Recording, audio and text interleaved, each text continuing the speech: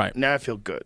So it's like you got to learn, like, what is the thing that helps? The thing that always helps my mental state is to be to be engaged in a thing and to be creative and to try to figure this thing out and then do the work that you need to be doing for your career, for the thing that you love, which is comedy, right? Or whatever it is, or even podcasting. Work on that thing. Right. Work on the thing. And then when you're done, you feel good. If you're just fucking off, you just feel like a loser. And if you feel like a loser and then you start feeling that, maybe that's who I am, and then you have imposter syndrome, and then it like, just be professional. Just get it. Yeah. Do the things you have to do. And then if I do all that stuff, then I can actually enjoy a movie. I can sit down and enjoy a movie. If I fucking did everything I'm supposed to do, I can enjoy anything.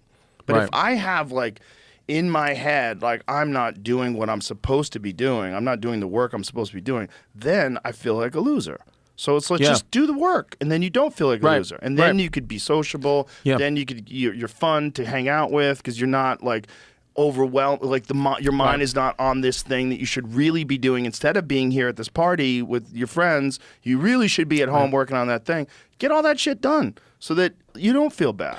See, because I hear you, and I think that that's 100% accurate. Right. But a lot of times, I don't know what it is. You need to coach yourself. Well, that's what it is. And I think, but I do think a lot of this stuff is baked into some of that Catholic guilt. I'm sure. I do think you can't feel good about yourself because it subconsciously tells you, well, then something bad now will happen, right? It's this weird thing that, so I think sometimes I flirt with that because I pretty much, I do my writing and I do kind of say, all right, get into comedy, got the whole family behind you need to do this, let's do this. But sometimes it's that Catholic guilt, but I'm at a point in my life now, I'm reading this book, Case for Christ. You ever read this book? No. Case for Christ by this guy, Lee Strobel. I was very mad at Catholicism for a very long time because I grew up Catholic. When I was 17, when our brains are forming, is when all the Catholic shit came out, the priests raping, all that stuff. And I was like, well, fucking, I have Catholic tattoos all over my body already. What am I supposed to do now? I can't, I'm like, want to rip my tattoos off. And I was very angry for a while. Initially didn't even want to get my kids baptized. Came around, did it. But then I read this book, Case for Christ, and I was like, wow, this guy's putting forward like very compelling arguments for like not only Jesus's existence, but his actual like works being real. Like this all being fucking pretty real and pretty historically accurate. And I was like, oh shit. And then so I started to like go back a little bit, right? And I started to say, because some of the things I'm even talking about on the show are kind of like, it's still me, but it's like it's not as much as me anymore, because I start to go back to church and I start to feel like this, like just like calmness and almost like, even if it's forced, like this forced connection. Let me give you some advice. Yes. You know what your problems are, right? And you know how you're doing when you're doing your best, and you know the things that you're doing that lead you to go astray, to go haywire, right? You know that, right? I think so, yeah. You're really aware of that. If you were a coach and you were looking at you and you know all this information, you would give yourself very solid advice, right? I could. Right, do that then. Right. Just have a coach in your head. That's what I do.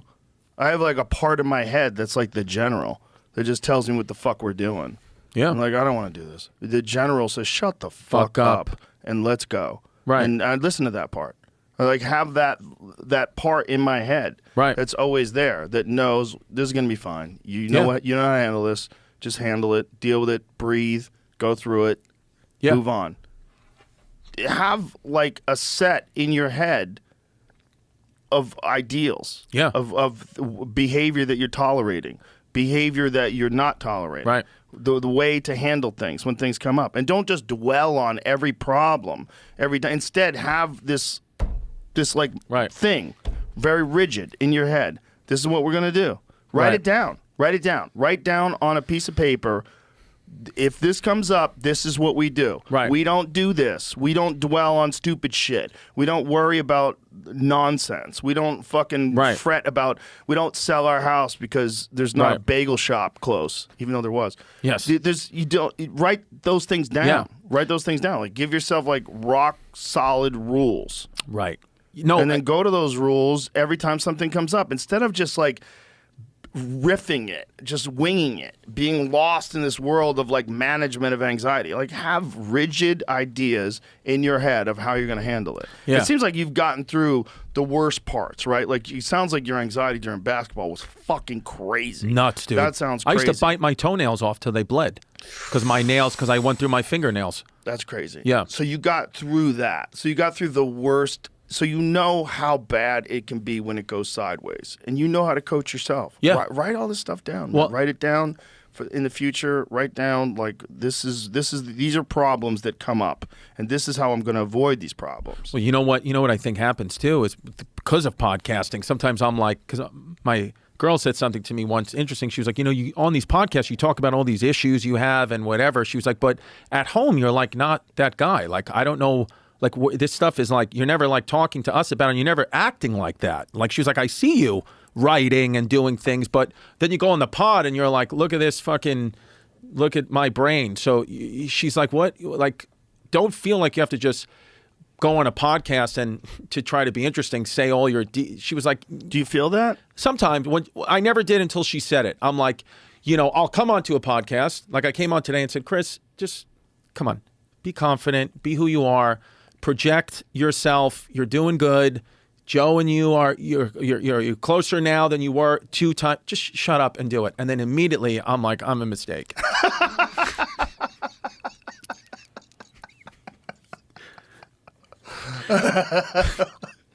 Damn. So that's who I am.